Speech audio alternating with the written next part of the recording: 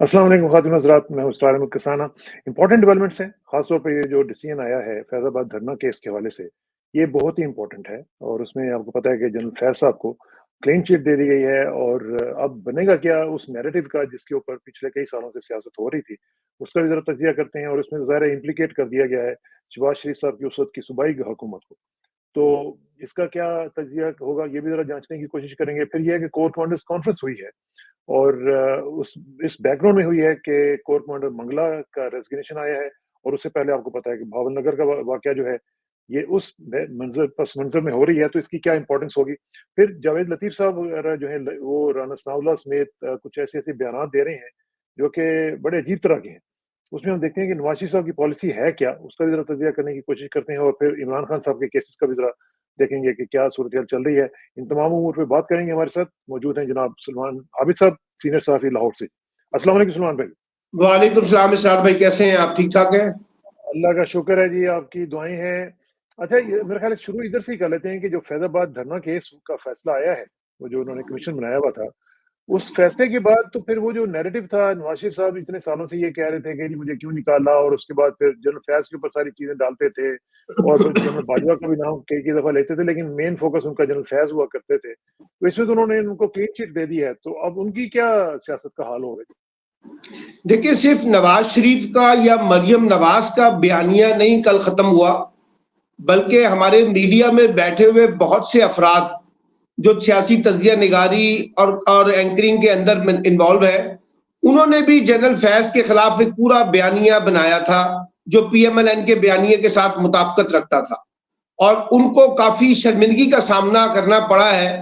इस inquiry commission की report के ऊपर, जहां जनरल फैज को क्लीन चिट मिल गई है। इसका मतलब क्या है? इसका मतलब यह है कि ये जो सारा नैरेटिव बिल्ड किया गया था, इसकी कोई लीगल ग्राउंड नहीं थी। ये पॉलिटिकल मोटिव के तहत डेवलप किया गया था और पॉलिटिकल मोटिव के तहत ही इसमें जनरल फैज को टारगेट किया गया था। और आप अंदाजा लगाइए कि उस वक्त के वजीर दाखिला एहसन इकबाल साहब, उस वक्त के वजीर आजम शाहिद खाकान अब्बासी साहब और उस वक्त के वजीर आला पंजाब जो है ना ये शहबाज शरीफ साहब और उस वक्त के वजीर दाखिला पंजाब राना सनाउल्लाह साहब, ये सारे लोग वो हैं जिन्होंने इस कमीशन के सामने आके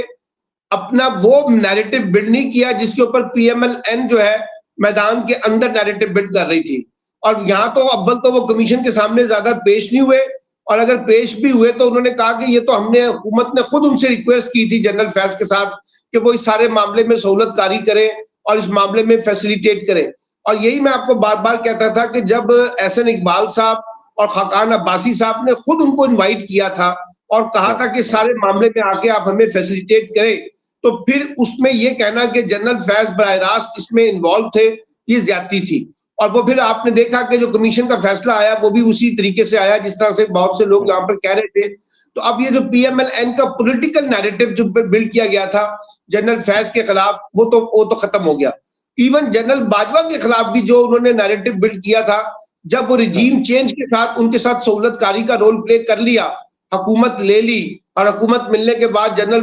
बाजवा के साथ मिलकर सारा खेल इमरान खान के खिलाफ खेला, उस नैरेटिव से भी पीएमएलएन विड्रॉ कर गई थी। तो वो जो जनरल बाजवा को और जनरल फैज को उन्होंने टारगेट किया था अपने पॉलिटिकल गेन के लिए, जनरल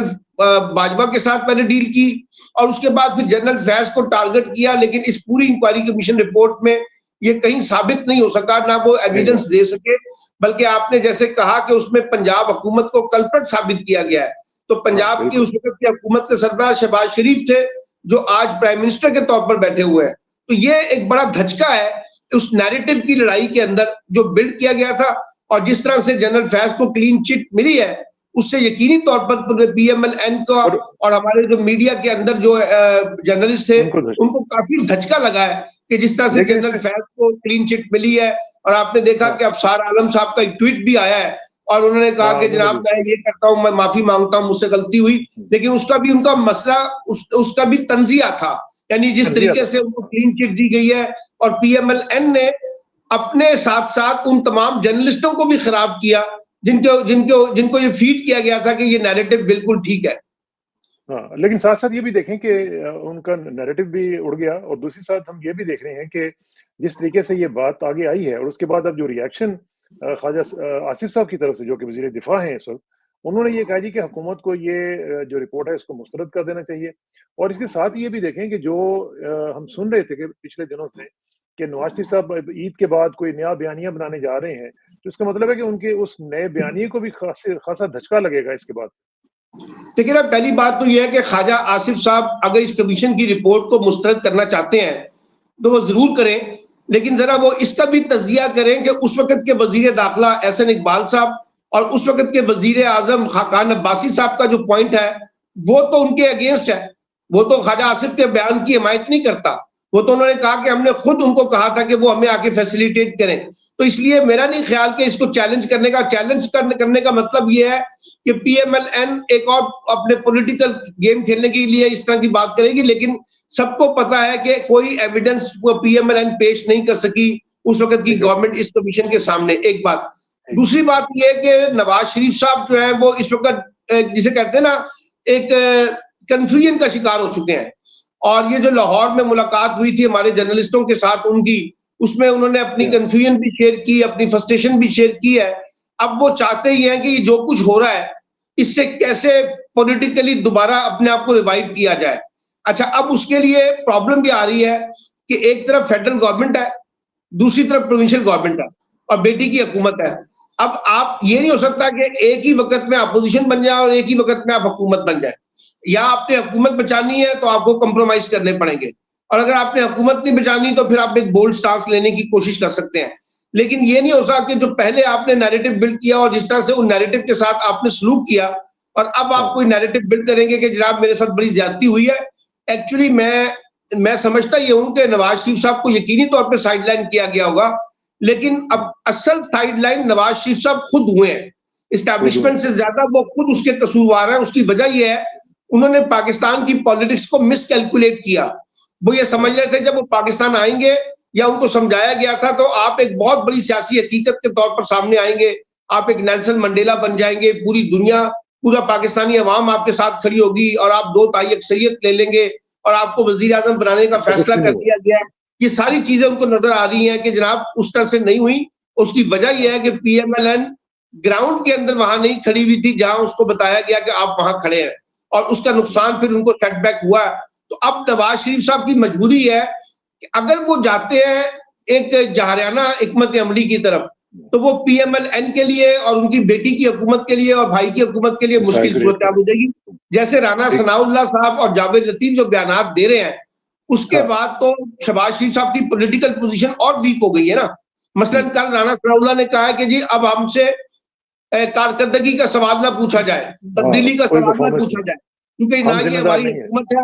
ना ये हमारी हुकूमत है, ना हमें मैंडेट मिला है, ना हमें 2/3 अक्सरियत मिली है और ना नवाज शरीफ साहब वजीर आजम बने हैं, इसलिए हमसे कारकर्दगी के बारे में पूछा ही ना जाए। यानी वो डिसओन कर रहे हैं जावेद लतीफ साहब और राना सनाउल्लाह और बहुत से लोग इस हुकूमत को कि ये पीएमएलएन की हुकूमत है। वो ये कहते हैं कि ये पीएमएलएन की हुकूमत नहीं है, ये एस्टैब्लिशमेंट की हुकूमत है और एस्टैब्लिशमेंट ने ये हुकूमत हम पे मुसल्लत की है, हमारा मैंडेट नहीं था। तो ये एक कॉन्ट्रडिक्शन है। अब मुझे नहीं पता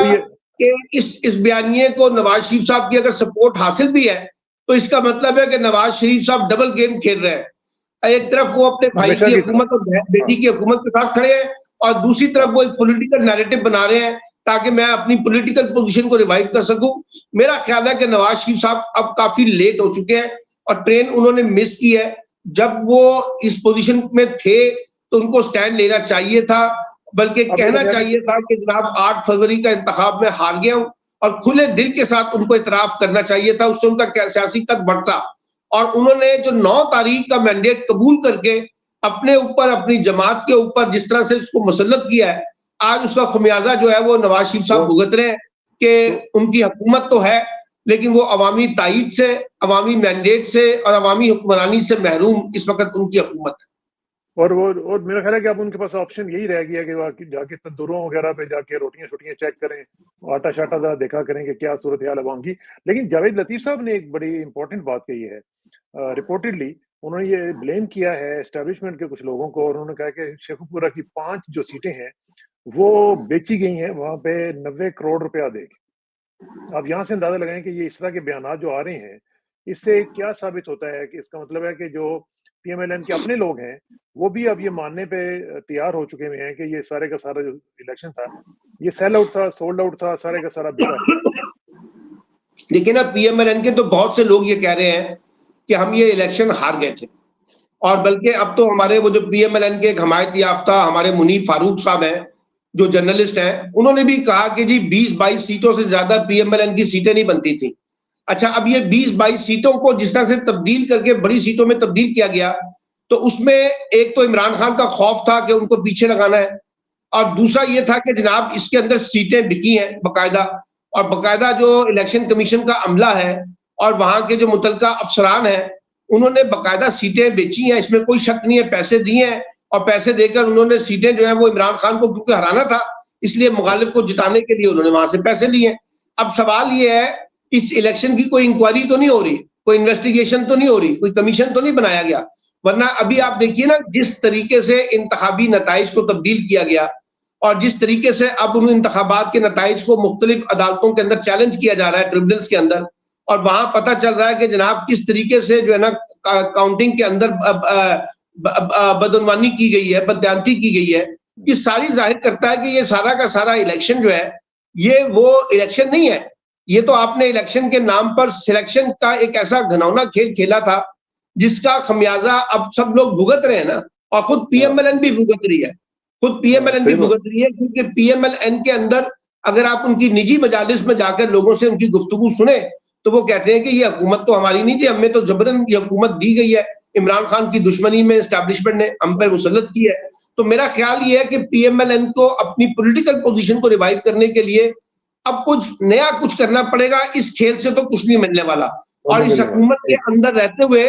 पीएमएलएन को अपने घर के अंदर से मुजाहमत का सामना है। वो लगता है कि इस घर को आग लगी घर के चिराग से, यानी अब पीएमएलएन के अंदर से वॉइसेस आ रही हैं जो शहबाज शरीफ साहब की हुकूमत को जाली हुकूमत कह रही है, जो शहबाज शरीफ हुकूमत के मैंडेट को जाली कह रही है, जो एस्टैब्लिशमेंट के को कह रही है कि ये उसका मैंडेट है, ये उसकी हुकूमत है, हमारे हाथ पैर बंधे हुए हैं। और नवाज शरीफ साहब ने भी कहा है कि जी बहुत से मामलात में हम बेबस हैं, हमारे पास इख्तियारात नहीं है, तो फिर आप क्यों हुकूमत में आए हैं, क्यों आपने इस हुकूमत को कबूल किया? और अगर पीएमएलएन उस वक्त की हुकूमत कबूल ना करती, अपोजिशन में बैठती, तो अपनी पॉलिटिक्स को ज्यादा बेहतर तरीके से खेल सकती। ठीक बात है। अच्छा, ये जो कोर कमांडर्स कॉन्फ्रेंस हुई है, इसका जरा थोड़ा सा मुझे बताएं कि इसकी क्या इंपॉर्टेंस है, खास तौर पे इस बैकग्राउंड में कि पहले आपने देखा भावलनगर वाला वाकया हुआ, पुलिस और फौजी जवान जो थे उनमें आपस में जो गड़बड़ हुई वो आपने देखी, उसके बाद फिर हमने देखा कि अभी कल ही की जो रिपोर्ट थी वो ये थी कि कोर कमांडर मंगला जो है वो उनका रिजाइन सामने आया। अब उस पर काफी जेब में गोइयां हुई और लोगों ने बातें की जी कि जबरदस्ती लिया गया है या जिस तरह भी लिया गया है, बहरहाल वो एक रेजिग्नेशन आया। और तीसरी बड़ी इंपॉर्टेंट डेवलपमेंट ये हुई है कि सऊदी अरब के जो वजीर खारजा हैं वो तशरीफ लाए हैं, और वो बहुत बड़ा एक सुना है गवर्नमेंट के जो क्वार्टर्स हैं वो कह रहे हैं कि बड़ी जबरदस्त इन्वेस्टमेंट्स होने जा रही हैं और पाकिस्तान की तकदीर बदल जाएगी। तो इस दौरान ये कोर कमांडर्स कॉन्फ्रेंस का होना, उनका एलामिया कितना इंपॉर्टेंट है जी? देखिए, पहली बात तो यह है कि पिछले कुछ अरसे में इस्टेब्लिशमेंट पर और फौज पर बहुत ज्यादा तनकीद हो रही है, अवामी हलकों में भी, सियासी हलकों में भी, मीडिया के हलकों में भी, पाकिस्तान के अंदर भी और पाकिस्तान से बाहर भी। तो फौज पर एक दबाव तो है कि जो बहुत ज्यादा क्रिटिसिज्म इस वक्त उनके ऊपर हो रहा है, और ये जो भावलपुर वाला इंसिडेंट है इसने और ज्यादा उस सारी बहस को और ज्यादा जनरेट किया,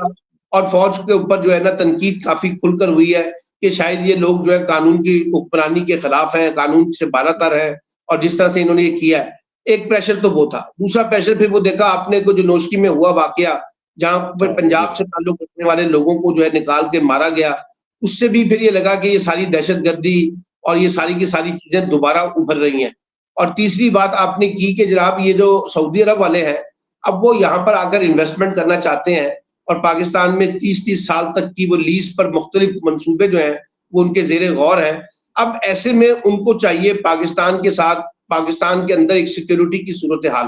कि पाकिस्तान में दहशतगर्दी ना हो, ताकि जो हम यहाँ पर इन्वेस्टमेंट कर रहे हैं वो हम सेफ साइड के ऊपर जाकर खेलें। तो उनका एक बड़ा दबाव है पाकिस्तान के अंदर कि आप अपनी इंटरनल पॉलिटिकल सिचुएशन जो है उसको ठीक करें, और उस नतीजे में जितनी भी टेररिज्म जैसी एलिमेंट्स चीजें हैं इनको एलिमिनेट करें। और यहाँ तक भी सऊदी अरब ने कहा, आपको याद होगा जब शहबाज शरीफ साहब अभी गए थे सऊदी अरब में, तो वहां कहा गया कि इंडिया के साथ अपने ताल्लुकात को नॉर्मलाइज करें, यानी ताकि ये जो जितने भी दहशतगर्दी के चीजें हैं ये सारी एलिमिनेट हो, अफगानिस्तान के साथ ताल्लुकात को बेहतर बनाया जाए। तो एक प्रेशर तो पाकिस्तान की एस्टैब्लिशमेंट के ऊपर है। अच्छा, सऊदी अरब को अच्छी तरह पता है कि शहबाज शरीफ साहब कितने बाख्तियार वजीर आजम है, उनको पता है कि असल ताकत का मरकज कहाँ है और किसको कहना है कि जनाब आपने सिचुएशन को बेहतर बनाना है। जैसे आपको याद होगा कि सी पैक के अंदर भी जो सिक्योरिटी की गारंटी थी वो फौज के पास थी, हुकूमत के पास नहीं थी। इसलिए अब भी बहुत सारे मामला जो है वो फौज के ऊपर दबाव होगा कि वो इस सिचुएशन को जो है ना नॉर्मलाइज करे, और हम जब यहाँ पर इन्वेस्टमेंट करने आ रहे हैं, यहाँ जो हम सरमायाकारी करने आ रहे हैं, तो हमें एक अच्छा माहौल मिले। और ये सिर्फ सऊदी अरब तक महदूद नहीं है, अब कतर भी यहाँ पे आने वाला है, यूएई वाले भी आने वाले हैं, और बहुत से ममालिक जो है वो पाकिस्तान के अंदर इस वक्त सरमायाकारी करना चाहते हैं। लेकिन कॉन्ट्रडिक्शन ये आ रहा है कि जो एक हमारी पॉलिटिकल स्टेबिलिटी है, अगर वो इंश्योर नहीं होती तो कौन यहाँ पर आकर इन्वेस्टमेंट करेगा, क्योंकि पॉलिटिकल स्टेबिलिटी होगी। एक और कॉन्ट्रडिक्शन भी है सलमान भाई, एक और कॉन्ट्रडिक्शन ये है कि हमारे जो पाकिस्तानीज हैं ये one of the highest investors का जो ग्रुप है यूएई में, दुबई में, जो कि सबसे बड़ी बड़ी इन्वेस्टमेंट लेके जा रही है वहां पे, तो वो तो वहां पे जा रही है, हमारे पाकिस्तानी यहाँ पे इन्वेस्टमेंट करना नहीं चाहते हैं, तो हम बाहर वाले लोगों को कैसे कह सकते हैं कि जी आप आके हमारे यहाँ। ये बड़ी इंपॉर्टेंट बात आपने की है। देखिए ना, पहली बात तो मैंने आपको कही कि मिसाल के तौर पे अगर आपके अंदर इंटरनल पॉलिटिकल स्टेबिलिटी नहीं है तो आप सिक्योरिटी की स्टेबिलिटी को इंश्योर नहीं कर सकेंगे, उससे और ज्यादा टेररिज्म की रिफ्लेक्शन आएंगी। जो मैं उस दिन कह रहा था कि जितने ग्रे एरिया है उसका वो फायदा उठाते हैं टेररिस्ट फोर्सेस जो है। दूसरे नंबर पे बात यह है कि जो पाकिस्तान का इन्वेस्टर है वो पाकिस्तान से बाहर भाग रहा है। अच्छा, जब वो पाकिस्तान से बाहर भाग रहा है तो इसका मतलब है कि आप सहूलतकारी जो है वो पाकिस्तानी इन्वेस्टर को देने की बजाय एक्सटर्नल इन्वेस्टर्स को दे रहे हैं, उसका एक कॉन्ट्रडिक्शन मौजूद है।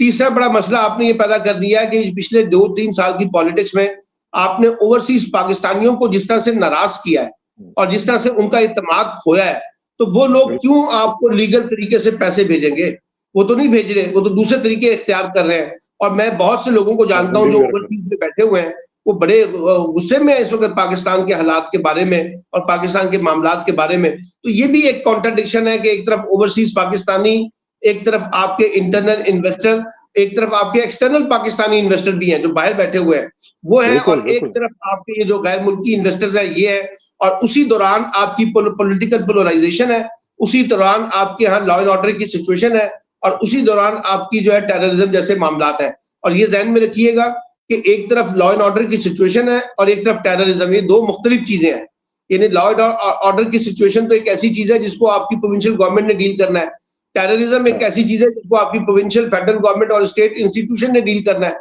तो जब तक आप उसकी सिक्योरिटी इंश्योर नहीं करेंगे, आपने देख लिया पिछले दिनों चाइनीज के साथ जो कुछ हुआ है, यहाँ पर सिक्योरिटी लैप्स हुए और उसका उन्होंने खमियाजा भुगता, और उसके ऊपर उनकी बड़ी सीरियस रेजर्वेशन है और उन्होंने अपने 2-4 अपने जो प्रोजेक्ट्स हैं फिलहाल उनको आर्जी तौर पर बंद कर दिया है। तो ये एक चैलेंज रहेगा, और इसी चैलेंज के अंदर ये जो अलामिया जारी हुआ है ISPR का, जिसमें इस अज़म का इज़हार किया गया कि हम जीरो टॉलरेंस के साथ ये दहशतगर्दी के मामले को डील करने की कोशिश करेंगे, कोई कंप्रोमाइज नहीं होगा, अच्छी बात है। लेकिन फिर सवाल वही है कि आप जब तक अपनी पॉलिटिकल करेक्शन नहीं करेंगे चीजें ठीक नहीं होंगी। और पॉलिटिकल करेक्शन करने का तरीकाकार ये है कि पॉलिटिकल सिस्टम को स्पेस दें, कि पॉलिटिकल सिस्टम जो है वो अपने आगे की तरफ जाए और जेन्युइन तरीके से चीजों को लेकर चले। ये जो इस वक्त हमने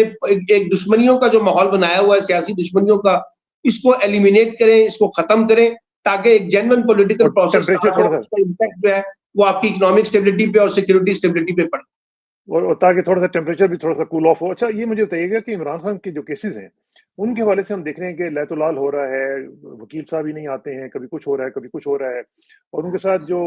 तरीक़ाकार है मुलाकात का, उसमें भी आज हमने सुना कि वहाँ पे शीशा लगा दिया गया है, दरमियान में बातचीत सही तरह नहीं हो पाई, इस तरह की चीजें चल रही हैं। लेकिन दूसरी तरफ हम देख रहे हैं कि जो PTI के मुख्तलिफ जो सीटें थी वो वापस आ रही हैं। फॉर एग्जाम्पल NA81 गुजरांवाला है, NA154 लोधरा है, फिर ननकाना का जो 133 है वो, ये सारी जो है इनके दोबारा रिवर्स हुए हैं केसेस। तो क्या अदलिया जो है वो अपने आप को असर्ट करना शुरू कर रही है, या क्या सूरत हाल कोई डील हो रही है, क्या हो क्या रहा है इसमें? देखिए, बात यह है कि जब आप इन केसेस को खोलेंगे और उसमें जो एविडेंस मौजूद है वो इतने पुअर होंगे, इतने कमजोर होंगे, इतनी सेहत उसकी गिरी हुई होगी कि वो जस्टिफाई नहीं होते। अब मैं आपको बता रहा हूँ ना, आप मिसाल के तौर पे नवाज शरीफ साहब का हल्का खोल लें,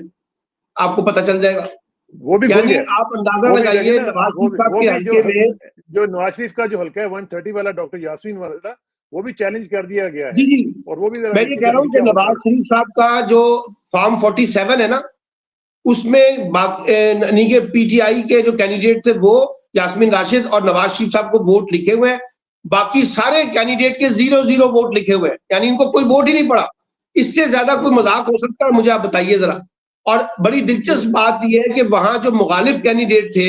जो हारे हुए हैं, वो ये बता रहे हैं कि हमारे पास फॉर्म 45 के मुताबिक पीटीआई के कैंडिडेट जीते हैं, इंडिपेंडेंट कैंडिडेट जीते हैं। तो ये पूरा एक, जिसे मैंने कहा ना कि बोगस सिस्टम है। ये इलेक्शन की बुनियाद के ऊपर जो दीवार आपने खड़ी की है, बिल्डिंग तामीर की है,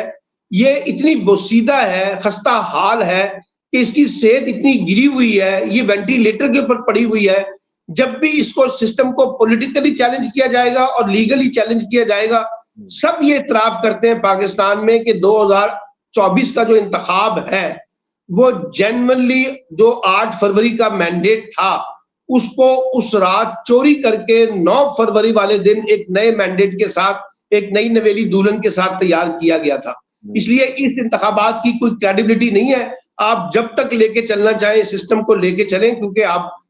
इसको लेके चलना चाहते हैं, लेकिन ये जितना आगे बढ़ेगा इसके अंदर से ताफुन जो है वो फैलेगा और ये अपने मसाइल पैदा करता रहेगा। और जैसे मैंने आपको कहा कि पीएमएलएन के अंदर से इस घर के इस सिस्टम के बारे में जो सवाल उठ रहे हैं वो ज्यादा खतरनाक है, जो इस वक्त इंतखाबात की क्रेडिबिलिटी को चैलेंज करते हैं। और आप देखिए शहबाज शरीफ अगर अपनी पार्टी के अंदर लोगों को मुतमईन नहीं कर पा रहे, नवाज शरीफ अपनी पार्टी के लोगों को मुतमईन नहीं कर पा रहे और वो खुद इतराफ कर रहे हैं कि ये इलेक्शन जो है ये हमारा मैंडेट नहीं है, तो इससे ज्यादा और क्या बदकिस्मती हो सकती है इस इलेक्शन के कॉन्टेक्स्ट में जिस पर हम खड़े होकर बात कर रहे हैं। अच्छा, ये इमरान खान के जो केसेस हैं उनके ऊपर आपको क्या इतलात हैं कि क्या उसमें कुछ चीजें जो है वो डिसीजंस आने वाले हैं? क्योंकि जो जिनसे भी हमारी बात होती है वकला जो हैं वो कहते हैं कि इन केसेस में तो है कुछ नहीं, लेकिन अब सिर्फ डिले हो रहा है। तो इसमें कोई इस तरह की चीजें हैं कि कोई आइंदा हाँ चंद देखिए, 2-4 हफ्तों में कुछ इस केसेस तरह? तो अब अपने मंतकी अंजाम की तरफ पहुंच रहे हैं।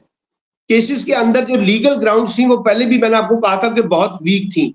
और आपने ये जितने भी डिलेइंग टैक्टिक्स थे ना वो आपने इख्तियार किए ताकि लीगल प्रोसेस के तहत इसमें डिलेइंग टैक्टिक्स करके लंबा टाइम लिया जाए। अब वो भी अपने मंतकी अंजाम पे पहुंच रहा है। अब उसमें साफ नजर आ रहा है कि सारा मामला जो है वो पॉलिटिक्स का है और ये सारे पॉलिटिकल मोटिव के तहत मुकदमे हैं। अब उसमें आखिर में जिसे कहते हैं ना कि वो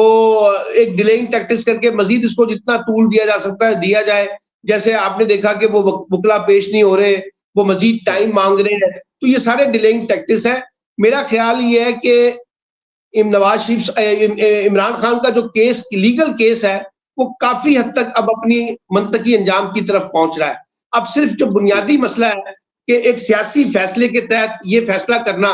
कि जनाब अगर नवाज शरीफ साहब इमरान खान के कानूनी मुकदमे कमजोर हैं तो उनको बाहर आने दिया जाए। लेकिन असल सवाल ये है कि बाहर तो वो आ जाएंगे, लेकिन बाहर आके करेंगे क्या? ये इस वक्त एक जो ना कॉन्ट्रडिक्शन है एस्टैब्लिशमेंट के अंदर कि कहीं इमरान खान साहब बाहर निकलकर एक और नया बुरहान न पैदा करने की कोशिश करें अपनी पॉलिटिक्स के जरिए। तो कुछ लोग उनको मशवरा दे रहे हैं कि जरा वो तहम्मुल के साथ अगर थोड़ा सा मुजाहरा करें तो कुछ रास्ता निकल सकता है, लेकिन अभी ये कहना कबल अज़ वक्त है। देखना होगा कि जैसे ही वो बाहर निकलते हैं तो वो जो पूरी मूवमेंट उन्होंने अपनी खड़ी की हुई है तहफ़्फ़ुज़ आईन पाकिस्तान मूवमेंट जिसके ऊपर वो जाना चाहते हैं, वो किस तरह से लीड करेंगे, कैसे उसको लेकर चलेंगे। तो बहुत से सवालात हैं जो इमरान खान के हवाले से सियासी नोयत के हैं और इन सियासी नोयत के जवाबात भी अगले चंद रोज में सामने आ जाएंगे। तो फिर मालूम होगा कि इमरान खान कैसे बाहर आते हैं, कब बाहर आते हैं और अगर बाहर आते हैं तो उसकी शक्ल क्या होगी।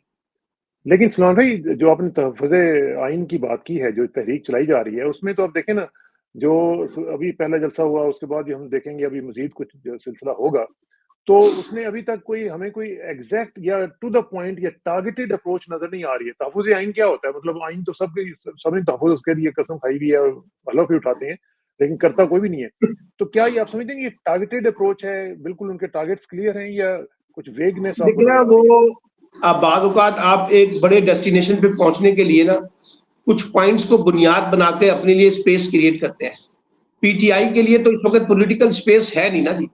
और वो पॉलिटिकल स्पेस ना होने की वजह से पीटीआई जो है वो बहुत ज्यादा डिपेंडेंट है बाकी जमातों के ऊपर, जिसमें सरदार अख्तर मैंगल की जमात या महमूद खान अचकजई की जमात या जमात इस्लामी या बाकी जमातें हैं। तो इसलिए ये इनिशियली तो ये होगा कि जी हम सब लोग तहफ़्फ़ुज़ आईन पाकिस्तान की बुनियाद के ऊपर इकट्ठे हुए हैं, लेकिन जैसे जैसे मोमेंटम बनेगा, जैसे जैसे इमरान खान साहब बाहर आते हैं जब और एक माहौल बनेगा, तो उसमें ये हुकूमत की लेजिटिमेसी जो है इसको हर सूरत में चैलेंज किया जाएगा, इंतखाबात की धांधली को चैलेंज किया जाएगा, तो खेल तो आगे बढ़ेगा, इसमें तो कोई शक नहीं है। लेकिन अभी एक स्पेस निकल रही है, एनवायरनमेंट निकल रही है, और बड़ी इंपॉर्टेंट बात यह है कि ये जो पॉलिटिकल फ्रस्ट्रेशन है ये सिर्फ सियासी जमातों तक महदूद नहीं है। मीडिया के अंदर भी देखें, वुकला कम्युनिटीज के अंदर भी देखें, जजेस के अंदर भी देखें, ब्यूरोक्रेसी के अंदर भी देखें, नौजवानों में भी देखें, तो हर जगह पर आपको लग रहा है कि लोग ये कह रहे हैं कि ये सिस्टम जिस तरह से चलाया जा रहा है ये ठीक नहीं है। तो इसलिए एक पोटेंशियल तो है इस तहरीक का, लेकिन इस तहरीक की क़यादत किस तरह से रोल प्ले करती है ये जरा देखना होगा आगे जाकर कि कितना बड़ा मार्का मारते हैं। लेकिन इमरान खान साहब जब बाहर आएंगे तो मेरा नहीं ख्याल कि वो कोई खामोशी से घर जाकर बैठ जाएंगे। तो यही एक कॉन्ट्रडिक्शन है जिस वक्त इनकी इमरान खान के हवाले से सोचा जा रहा है कि अगर वो बाहर आते हैं तो कितना बड़ा मसला पैदा करेंगे इस नई हुकूमत के लिए।